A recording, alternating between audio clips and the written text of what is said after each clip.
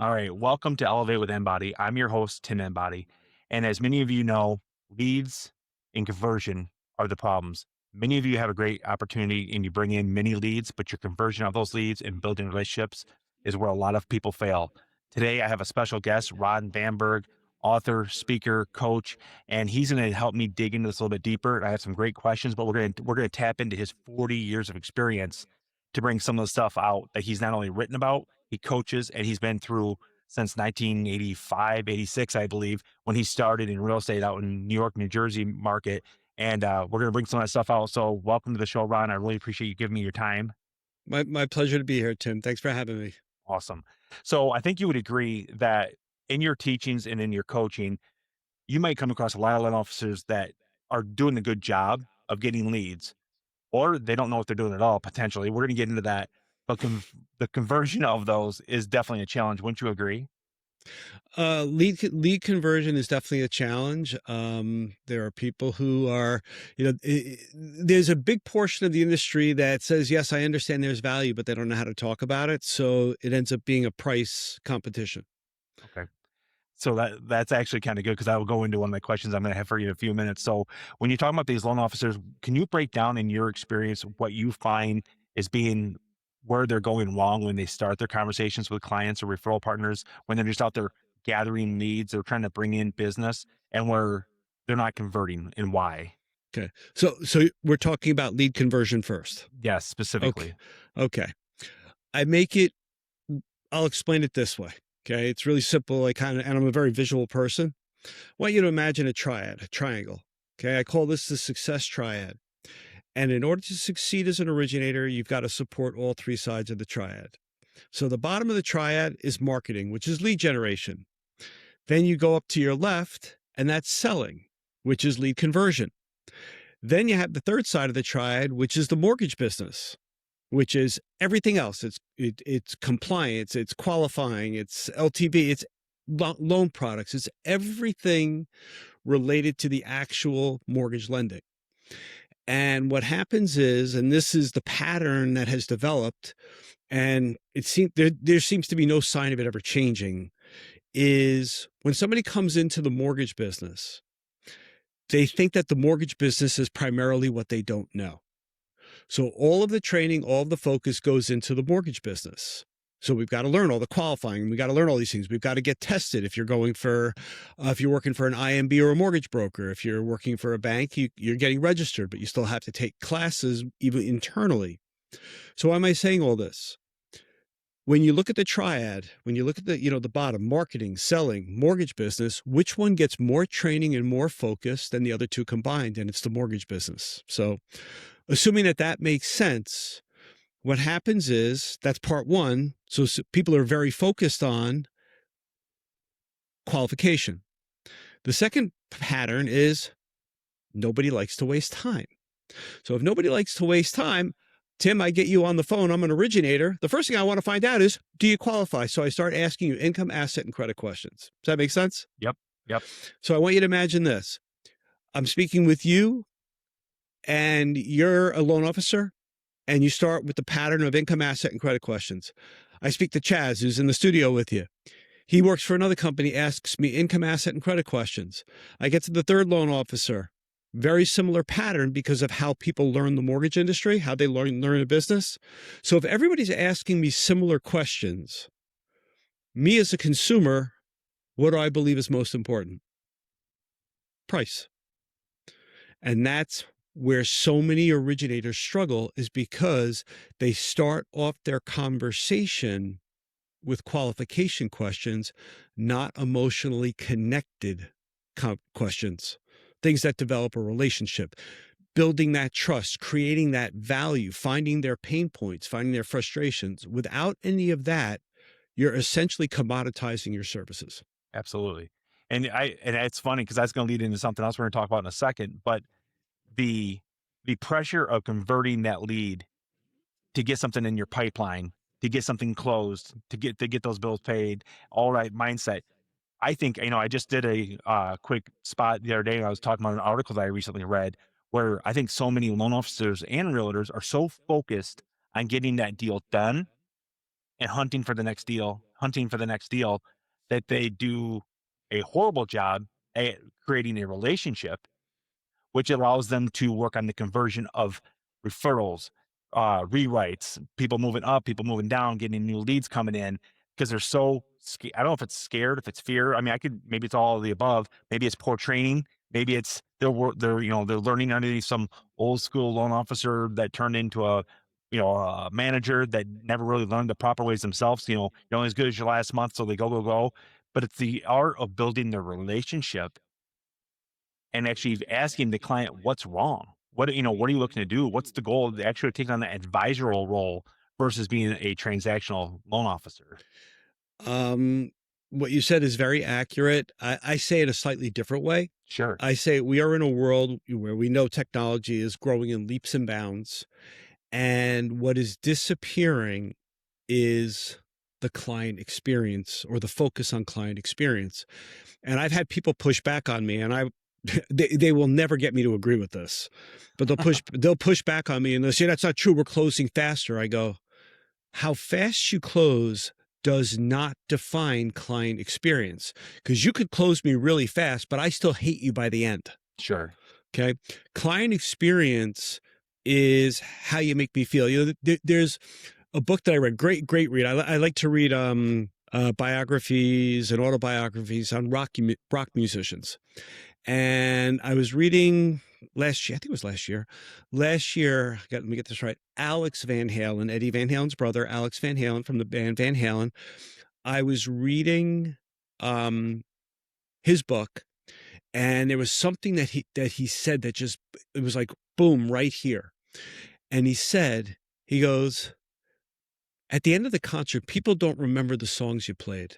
They remember how you made them feel. Yeah. And I looked at that and I'm like, that applies everywhere. And with the advent of AI and how fast we are moving, the client experience, people are thinking that AI is enhancing a client experience. And in most cases, it's not. Sure. But it's saving people money. It's reducing their overhead. It's helping them get things done faster. And because I do a lot of stuff with AI and I do a lot of training with AI now. So I'm teaching people with AI. Sure. And it's really kind of mind blowing, the statistics of how people are misusing AI. And this goes to show just how much people are not focused on accuracy or the client experience. Yeah. I think when it comes down to the first conversation is actually my next topic is what do you believe the top LOs do differently? And I think you just answered it. And if you hadn't, I'd jump in. They're creating a relationship. They're creating relationships, but they're also leveraging technology in a way that it enhances or complements what they do, but doesn't replace it. And there are top producing LOs. See, to me, they're top producing LOs, and they built their businesses way before AI. They've got all of these relationships, and as long as they're keeping that relationship going, and they're implementing technology to get things done faster, but the lines of communication are still maintaining, they're killing it. Yeah. Okay. And then there's some LOs that are still remaining old school, and they're still killing it too. I'm talking about clients of mine. Yeah. They're killing it because they're continuing to maintain relationships with people who still value relationships the same way, and they haven't changed. The person who's most vulnerable is that top producer who says, I'm going to do less and less, and I'm going to move this over to AI, and they're going to remove that connection piece of it. That person is so easy to steal business away from. It's a joke. If you know the questions to ask, it becomes simple I call it displacing competition. It is so simple to displace your competition. I don't care what level of producer they are, because I can do it in 5 questions or less. As soon as I can identify that the person has compromised their client experience, and the client could be a borrower or a realtor or a referral partner. The moment I can identify how they're doing business, I can know already whether they're compromising their client experience and open up the door for myself or my clients to get in there. Yeah. And wouldn't you agree? Because you said it a few seconds ago, we talked about the speed. You see that on LinkedIn a lot too. A lot of these loan officers bragging, close this deal in 9 days, close this deal in 11 days, et cetera, et cetera. And it's almost, and I understand the enthusiasm because Mhm. a realtor wants to close a deal as fast as they can. That's part of their process because they may have been working on that deal for 30, 60, 90 days or longer before it comes to the financing table versus the Mhm. pre-approval. So they kind of get a little brag rights on how fast they close it. But the systems and processes that are in place to make you efficient, it's not supposed to replace you as a person that creates that advisor role, that relationship, and actually helps you dig in deeper because you're learning about their problems, you're learning about their goals, their dreams, what they're looking to accomplish. Are they buying this home, realizing that in the next 3 to 5 years they're going to want to do something a little bit bigger because their family's potentially going to grow? They just uprooted and relocated, and this is just a temporary fix. Did you not have conversations through that? I think one of the challenges with the top or the bottom in those averages, and I think we're gonna see this a lot more with AI, is AI is gonna expose your weaknesses. They're gonna expose it. Well, it is already exposing weaknesses because you can go on now and well, I'll ask you this question instead of me, and I'll ask it to your audience. Okay, they can't answer me, but it's rhetorical. Sure. How easy it is learn how to talk, Ron. How easy is it to spot a social media post or an email marketing letter that was created by AI? Yeah. And here's the thing. So I alluded to this before. A year ago, and I believe the company or the company was called Exploding Topics, did a survey on the percentage of people that after they get a result from AI will actually question the result or modify it. And it was 8% a year ago. Ooh. Anthropic did it, I believe it was February this year. They did it on 10,000, which is, this, you can't Sure, even, sure. this much, but on 10,000 engagements on their platform, it went from 8% a year ago to a whopping, if I remember correctly, it's 8.7% now. So they're typing in their question, their survey, their request, and whatever they get, they're just rolling with it. There no prompts, no Oh, secondary questions, not challenging it.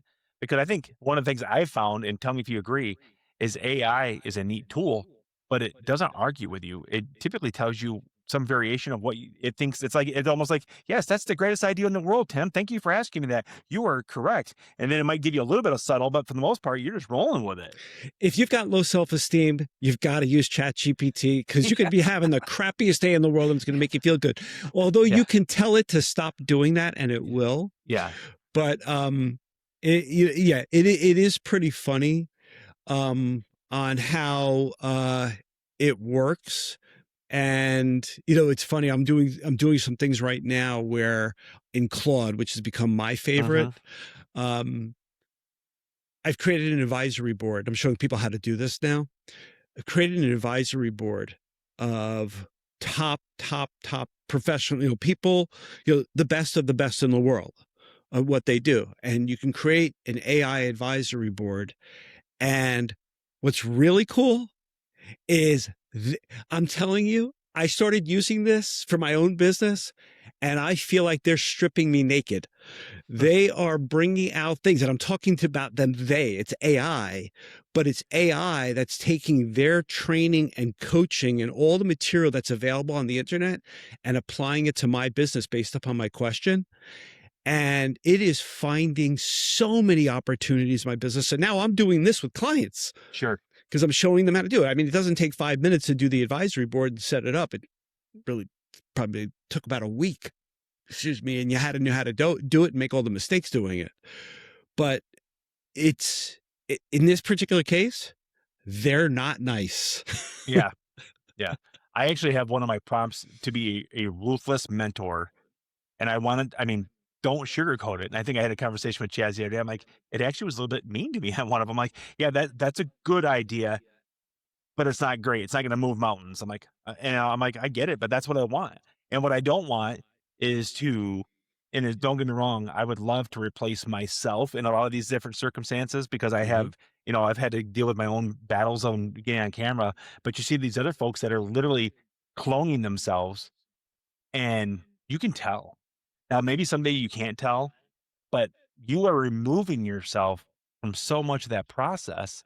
That's what I think a lot of these big consumer direct companies, both on the mortgage and real estate side, they're they're loving it. They're waiting for it. I mean, it's just a click, click, bang, and the relationship that you can build with people, the connection, the opportunities that you can unfold when you're having those conversations is dollar bills. At the end of the day, it's dollar bills.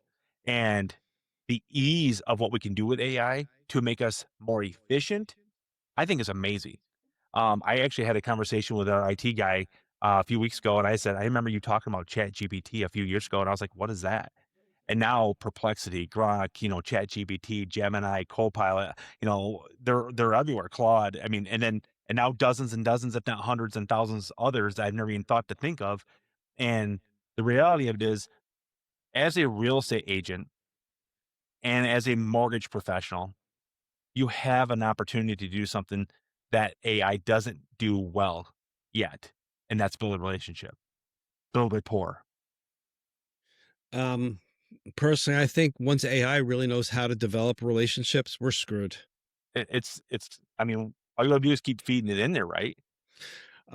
It's going to give you ideas, but I mean, there's not a single thing I've ever put into AI that it still uses words I would never use. It still Sure. uses words that people would never use in general conversation. Um, it uses sophisticated words when a simple word would do. Yep. Um, and and I know what we're kind of getting. I don't even know where we're going, but we're That's talking right. about AI. So, which is Yep. one of the I things that's think great AI about is a a big podcast. an AI is a big part of this in our Yeah, in many industries for sure. yeah. Uh, I don't even use one AI. I will put something. I'll put a question into chat. I'll put a question into Claude. I'll put a question maybe into Grok. I'll get the answers, and then I'll give everybody else, each other system, each other's answers, and tell them to evaluate each other's answers. And so now I'm getting, and there are actually AIs that'll do this automatically. You can specify which ones you wanted to do it with. Um, but there are so many things that are going on, and this is the funny part. And I tell this to my group, my membership. I tell them, I go, I am technically a super user of AI because of the way I use it, to the level I use it, to my understanding and how it works. I am technically a super user. And I still feel like this. Sure. I still feel like this, but what I find amazing is that when I start showing other people, you see their eyes like, I didn't know you could do that. Yeah. And I'm thinking to myself, I learned this 3 months ago. Yeah. So it's an incredibly powerful tool, but it's a tool.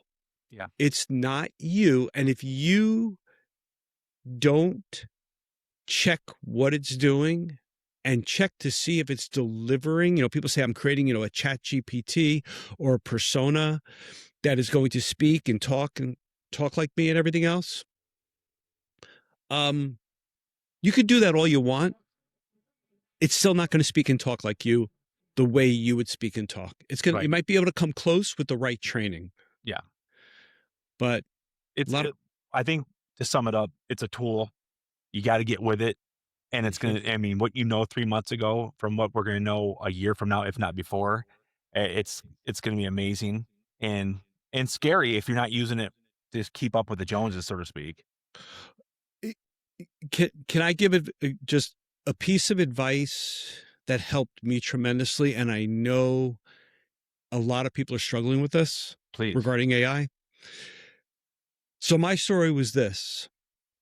I was freaking out about AI like many people are. I'm not even talking about, what the world might be in 6 months or a year or anything like that. I'm just talking about like it's that feeling of being left behind. And because you feel like you're being left behind and you feel like you've been given an impossible task, most people will just like, well, I'm really just not even going to bother. Okay. And there's all sorts of numbers that show um, to what level people are using AI. And the numbers are anemic as far as how many people are using any kind of mildly advanced features of AI. Most people are using it as a quick letter writer and a Google search. That's what most people are using it for. But I was feeling this pressure like, oh, I don't have this kind of time. How am I going to keep up or whatever? And it was literally no joke. I was standing in my office here and I was looking out the window, and because I was thinking about this, and all of a sudden I started laughing, literally started laughing, because I'm all about questions. And this was the question I asked myself, and this was the game changer that I'm hoping this will help at least one person listening to this podcast.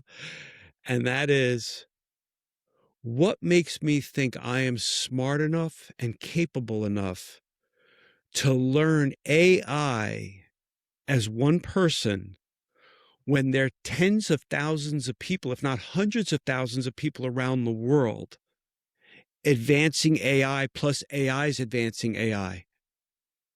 And I realized I've been holding myself to a standard that is impossible. It's impossible for any human being.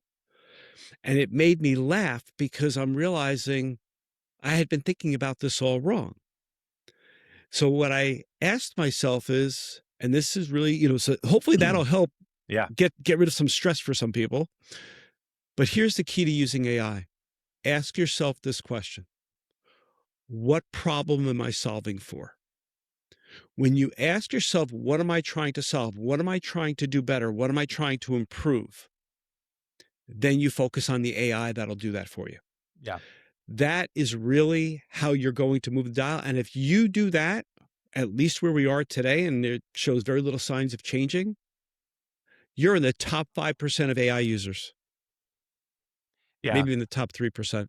I had this analogy the other day, and it was funny because I was at Ford looking at some new tires for my truck, and I walked in the office, and there's this picture of Edison and Ford, and they look like they're sitting at a campfire, and they got their suits on, and it looks, I mean, like a moment captured in time. Like I wanted to know what these guys were thinking, but you go back to that, and what has the car or the light bulb? What has it done for us that we were not doing already? Well, it's made us more efficient. It's sped up the process, right? You go from walking to horse and buggy to the Model T, and you continue that process. Did it replace any one thing? It did. It did replace stuff. I mean, you go to a grocery store 20 years ago and you had this, this checkout line with 20 men and women that were smiling and checking you out and, hey, nice to see you again, Tim, and blah blah blah. Make sure to tell Abby hi. I mean, it was like that. And now what are you doing? You're spending even more for the groceries and you're checking yourself and bagging up your own stuff.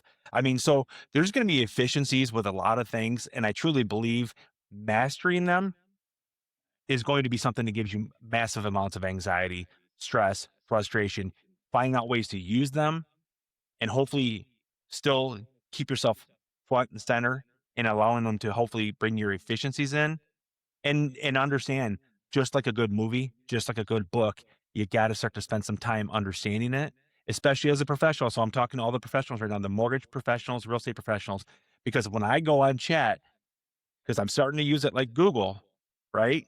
And I go on chat and I look up Ron Weinberg, Tim Enbody. If you don't show up in those areas, that's going to start to lead to other stuff. And we can go down, we could have 10 podcasts talking about different things. But what I Mhm. want to sum this up with, because this is why, if you're starting the process right now, so you just got your license, or you're crazy and thinking about getting your license, but you just got your license and you're a mortgage professional or a real estate professional, what is a non-negotiable? Day one, I got my paper, I got my pen, whatever it is. What is a non-negotiable per Ron Vamberg, a 40-year vet in this business? The non-negotiable is mastering how you develop business. There are many non-negotiables, but the first non-negotiable is you have to make sure you are always focusing on, how do I find business? How do I find the right business? Where do I go for that business? Now, you're still going to have to learn real estate. You're still going to have to learn mortgages. And I want you to, what I want everyone to understand is it's very hard to figure out or understand for most people, how do I go and get business when I don't even understand the product? Sure. So what I'm saying is, you're going to be learning the product. And I do recommend you got to understand what mortgage financing is, what mortgage banking is, what the process is. But once you're getting into this and it's starting to make sense, that's when you shift over to this side. Okay, now I'm diving in with both feet. How do I find the business? How do I get the business? And while you're learning this, don't try to learn them both at the same time, but just expose yourself to this while you're in the process of learning the mortgage business, the essence, that third side of the triad. Expose yourself to marketing, lead generation, prospecting. What are effective ways to prospect and develop relationships? Just start feeding your mind. And then once you really start understanding this, which by the way, you'll never completely understand it because every 5 seconds, the mortgage industry changes. Okay. So there's always something new. I mean, we've been on for about 15, 20 minutes and there's probably been like 18 guideline changes already. There have been. Yeah. So you're going to always be learning this, but what happens is so many people just stay focused right here. And then what happens is you're going to get your first deal and you're going to close that deal, and usually do it by file hugging. Okay. We got our first deal and we're living and dying and we file hug that and we're just waiting for the phone to ring so we can, answer it and jump on that condition. And then what happens is you're going to close the deal, you're going to get paid, and you got rewarded for that behavior. So you're going to do it again. And the key to really growing is always keep asking, what else can I learn? Is there a better way to do this? Is there a faster, more effective way to do this? But you've got to be careful of the questions you ask. If I only ask the question, is there a faster, more effective way to do this? I'm probably going to come up with the wrong answer. If I ask, is there a faster, more effective way to do this while maintaining the connection with my referral partners and borrowers, you're going to get a much better answer. Right. And most people are not very good at asking questions, which is the reason why most people don't get good results from AI, Well, because they don't know how to talk to it. well, I think the other challenge is if you go back, I mean, I got 25 years in, you got 40 plus years in. Neither one of us went to college to learn how to be a real estate professional or a mortgage professional. So a lot of the people that I know personally that I've either hired, trained, or worked with or worked against, et cetera, in my market, we were all professionals, if you will, in other industries. Mine was business to business with Caterpillar. I worked completely outside of that, got tired of all the traveling, and I came into the industry. And you have your story, but a lot of it is these are not learned skills that you got from a professor or a class, or you got that $1,000 book that you had to work on. Right? We're learning these things on the job. That's why I do believe you hit the nail big time with you got to put in the reps. You got to, but I also want to add, you got to time block. So one of the non-negotiables for me is time blocking. If you don't learn how to time block as a mortgage or real estate professional to give yourself time to educate on the systems, educate on the process, build your business, work your CRM, start to do these different things. I mean, if I could rewind the clock back to 2002, one of the things I wish my boss would have said is you got to keep track of everything. Every client that you come across is a client for tomorrow. But he didn't. He's like, there's plenty of fish in the barrel. Hunt, hunt, hunt. You're only as good as your last month. Hunt, hunt, hunt. But I see some of these amazing loan officers that are still in the business crushing it. And when I talk to a lot of them, I'm like, what did you do that was different? And he's like, I kept track of everything. I know my first Yep. refinance. I know my HELOCs. I know everything. And I have a list. I've done this. I've done this. So they may be lacking in other ways, but what they did well with is they kept track of that data, because a lot of people do leave companies, do move on. So for me, one of my non-negotiables was keeping track of your clients, your prospects, our no's for right now. Because I think it's really easy as a new, if not a seasoned loan officer or real estate agent, to take that at surface level and just move on to the next one. When in reality, there could have been a reason that stopped. And there's a lot of opportunities there, because at the end of the day, we're all trying to build a business. If your book doesn't mean something to me today, it might be what I need tomorrow, right? Uh, Time is very important. It's something that it took me many years, too many years, to recognize how important that is. But eventually, when I figured it out, I came up with a quote for myself. Mm. In the absence of me protecting my time, there's always someone else who will be happily hijack it from me. Absolutely. And this was, and if you look at the day and age, my phone, I don't know, my phone's somewhere over here. I don't know, but I can hold up my phone. This, let's pretend this remote control is a phone. This phone is a destroyer, not used the right way or even thought of the right way. When I teach about or coach about time control, time management, time blocking, it's It's mostly psychology. The reason why most time management systems don't work for anyone is because if my psychology doesn't change about how important my time is, I'm not going to change my behavior. I don't care what system you give me. I don't care what computer. I don't care. We've got people on this program that they're the endless snoozers. The endless snoozer is they have all these reminders and they keep snooze, snooze, snooze, snooze. And that list just gets longer every day, doesn't it? Yeah. Okay. Until your psychology shifts on what your time is worth. And that was a breakthrough for me. Once I put a value on my time, the way I treat my time completely changed. But if you don't put a value, it's a difference between saying I value my time versus what is the value of my time. Sure. And when you put in what is the value of my time, it all changes. One of the things I do in my trainings, I'll ask people, I'll go, here's what I want you to do. I want you to take how much you made in the last year, divided by approximately how many weeks you worked for the year, and divided by approximately how many hours a week you work. And you're going to come up with an hourly fee that's probably overstating how much you make per hour. And you're going to either be a highly profitable organization, you're going to be a semi-profitable organization, you're going to be a charitable organization, or you're going to be your own charity. Yeah. Okay. Or be giving to charity. And when you really look at what you're making per hour, that's a game changer. Yep. And it's a simple calculation. And that's also where it comes in as far as the difference between activity and productivity. And that's one of the things I always coach to. Yep. You have to focus on what did you get done? How productive was I? I tell people you should score yourself every single week. List multiple categories. Score yourself every week or every day. How did I do my prospecting? How did I do on this? How did I do on this? How did I do on this? How did I do on keeping my appointments? Control. I mean, we could talk for hours about just time. Yep. Yeah. I think it's one of the important things.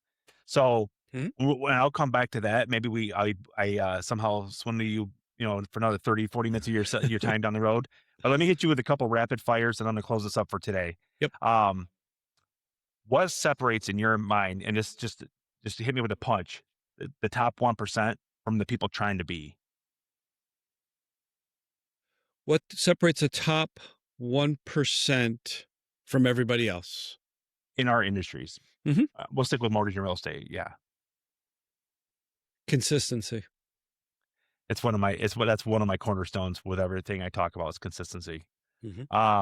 Biggest lie in the industry right now. Biggest lie in the industry.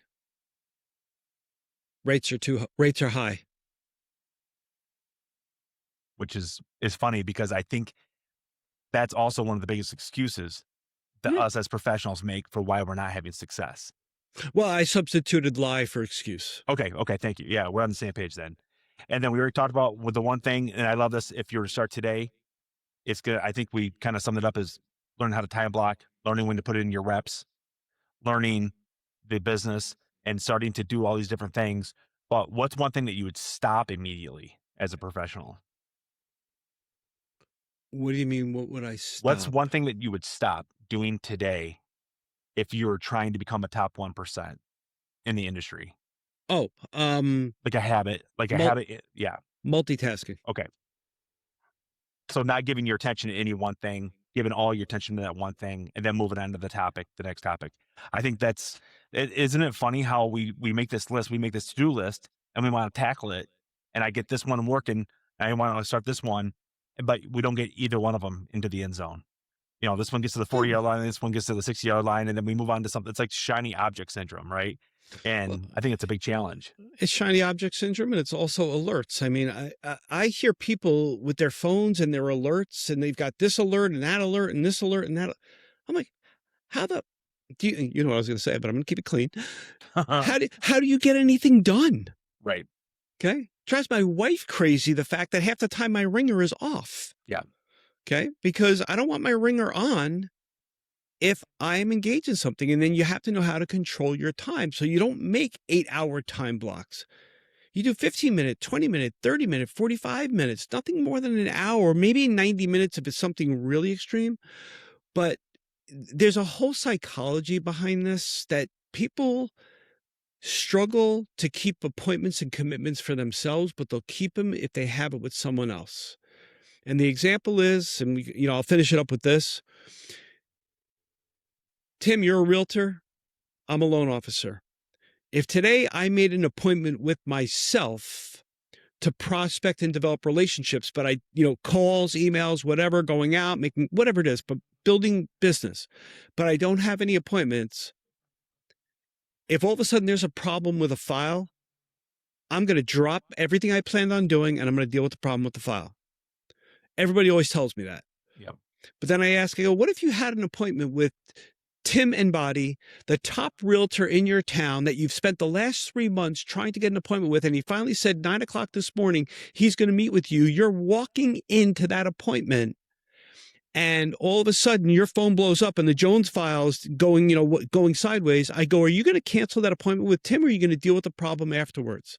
And everybody always says, no, I'll go to the appointment with Tim. I go, so what's the difference? The difference is you honored the appointment with someone else, but you don't honor it with yourself. And as long as you continue to do that, then you will not have the discipline to be consistent. Yeah. I actually put it down here for mine was execution over excuses Mhm. and allowing yourself to have the opportunities to focus on you, not make excuses. I had to give my time away to go work on that file. I had to give my time away where I'm trying to educate myself to go work on this issue, this issue. But like you said, if you had this appointment you've been chasing for the last 3 months, come hell or high water, you're going to that appointment no matter what, with your phone off, you're leaving your car. But that's something I think separates the great from the really great is they learn to appreciate their value of their time, and it's huge. So Yep. speaking of value of time, that's why thank you so much for yours. I did want to ask one question.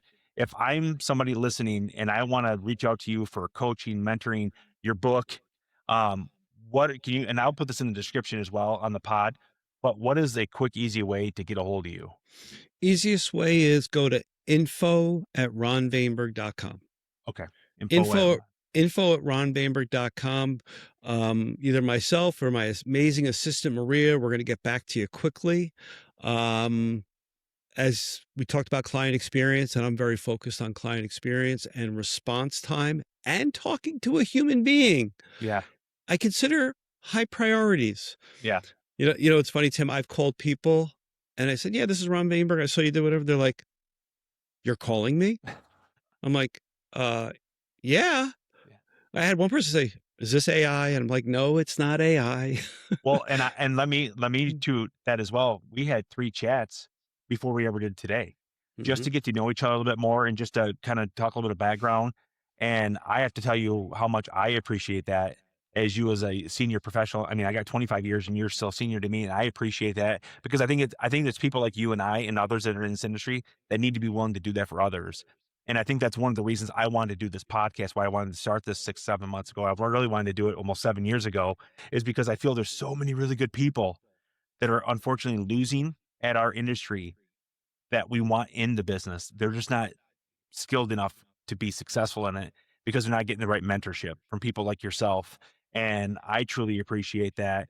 And on that, I think I'll kind of finish this up with just saying, until next time, keep elevating your business and your brand. And I look forward to hopefully many more conversations. Same here, Tim. I enjoyed being on the program, and thanks for having me. Absolutely.